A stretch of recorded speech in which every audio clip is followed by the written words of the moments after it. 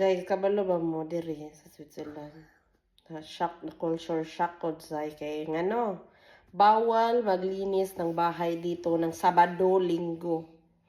And then, kung Monday, Saturday naman, bawal ka maglinis ng 12 p.m. to 1 p.m.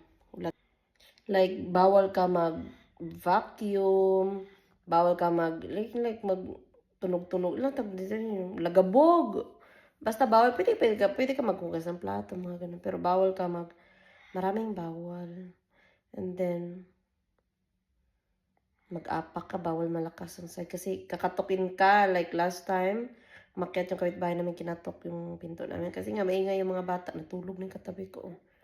Basta maingay yung mga bata. So, dapat, gusto nila dito quiet and peace.